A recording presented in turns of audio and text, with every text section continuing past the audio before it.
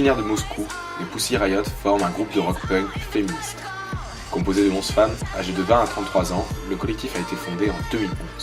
Il organise à Moscou des performances artistiques non autorisées, rassemblant un grand nombre de personnes.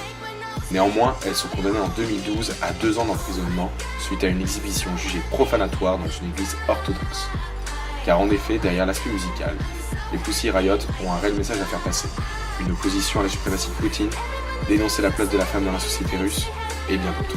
C'est un reportage signé Antoine Varlet.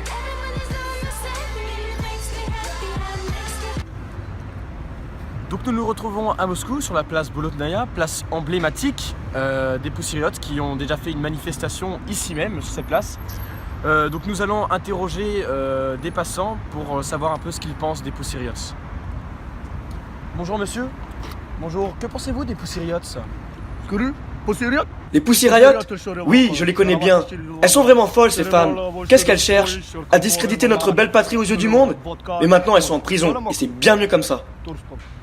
Très bien, mais beaucoup de personnes disent que leur sanction est assez rude. Qu'en pensez-vous? Elles l'ont mérité. Non, non, ce n'est pas rude. Chanter et profaner l'autel de la cathédrale du Christ Sauveur, c'est intolérable. C'est une incitation à la haine religieuse. C'est une action quand même assez noble de la part des Pussy Riot de défendre la femme. Vous ne trouvez pas? Une noble cause? Vous vous foutez de moi? En quoi c'est noble? Merci.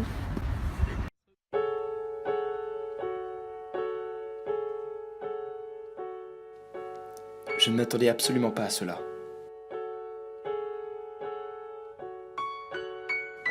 Cet homme était si violent dans ses propos. Mais qui sont réellement ces Pussy Riots?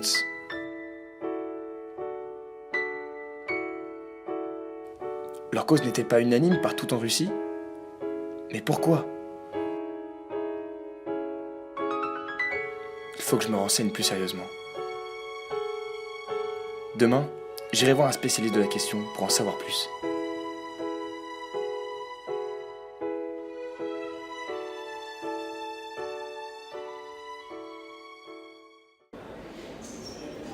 Bonjour Madame Fouquet. Bonjour. Donc Madame Fouquet, donc spécialiste des droits de la femme internationaux. Donc ça tombe bien que du coup je vous rencontre. Donc ce serait pour avoir un peu plus d'éclaircissement suite à mon interview un peu laborieuse d'hier sur les Pussy Riots. J'ai remarqué que les Pussy Riots dérangent en Russie. J'ai interviewé vraisemblablement un Russe pour le moins qu'on puisse dire très conservateur. Et je me demandais pourquoi il réagit-il si violemment en vue d'un simple groupe de musique. Oui.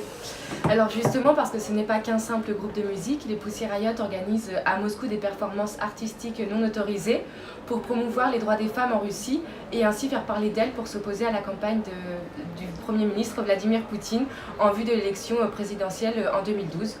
Elles sont soutenues par de nombreuses célébrités, et notamment par Madonna ou encore Hillary Clinton. Leur provocation dans une église orthodoxe après avoir chanté une prière punk s'est transformée en un conflit idéologique russe. Très bien, mais est-ce que vous pouvez nous éclaircir un peu plus, parce que je pense que c'est un point important, sur la place de la femme en Russie, parce que c'est un peu ce qu'elle, en final, cherche à défendre. Est-ce que vous pouvez nous en dire un petit peu plus? Oui, alors d'après le 3e alinéa de l'article 19 de la Constitution de la Fédération de Russie, adoptée en 1993, l'homme et la femme ont des droits égaux. Mais en réalité, la place des femmes dans cette société soviétique est autrement. Il y a des chiffres alarmants, et surtout dans le monde du travail. En 1992, par exemple, parmi les chômeurs, 72% ce sont des femmes. Ensuite, elles sont nombreuses à vivre seules avec leurs enfants. Et en plus, elles sont les premières à être licenciées. Leurs salaires sont parfois qu'un complément de budget pour la famille. Oui, effectivement, moi je comprends mieux la réaction du monsieur russe que j'ai interviewé hier. Et donc, quelle est cette place dans le cercle plutôt familial de la femme? Alors la Russie, elle dépénalise les violences domestiques pour éviter la déstructuration de la famille. Sous la pression du pouvoir et de l'église orthodoxe, les députés ont voté un projet de loi qui allège les peines en cas de violence dans le cercle familial. 385 voix et seulement 2 contre prévoient de commuer en peine administrative des actes de violence, entraînant pas d'hospitalisation, mais considéré jusqu'alors comme un délit pénal, passible de 2 ans d'emprisonnement. Et plus de 10 000 femmes meurent chaque année sous les coups de leurs conjoints, soit 40% des crimes graves. Donc effectivement, on pourrait penser que la cause est juste pour les Pussy Riots. Malgré ça, il y a quand même 2 membres du groupe qui se sont fait condamner à 2 ans de prison pour avoir chanté en février une prière punk justement dans une église. Elles ont été libérées. Que pensez-vous de cette suspension? Est-ce que justement ce n'est pas un peu trop strict quand même? Alors les 2 jeunes femmes ont quand même fait 2 ans de prison avant de pouvoir être libérées, et leur acte n'étant rien condamnable et relève de la liberté d'expression. Elles défendent les droits humains et homosexuels. Ce sont des jeunes femmes qui sont soutenues dans le monde entier, et elles sont défendues par plusieurs célébrités de divers milieux. Comme l'a dit Maria Lekina, cette amnistie n'est pas un geste d'humanisme, mais une opération de communication visant à minimiser les tensions actuelles.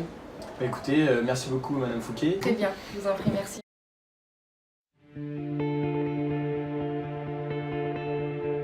Un réel engouement a été créé autour des Pussy Riots et leur performance pour le point provocante aux yeux du monde entier. Mais leurs actes provocateurs ont fait naître un réel conflit idéologique en Russie. Et c'est par leur art musical qu'elles dénoncent un essoufflement de l'ancien système soviétique d'un point de vue psychologique, intellectuel et culturel de la Russie de Vladimir Poutine. Et c'est grâce à leur force médiatique et leur soutien de par le monde que les Pussy Riots veulent faire changer les mentalités russes et entre autres faire valoir les droits des femmes.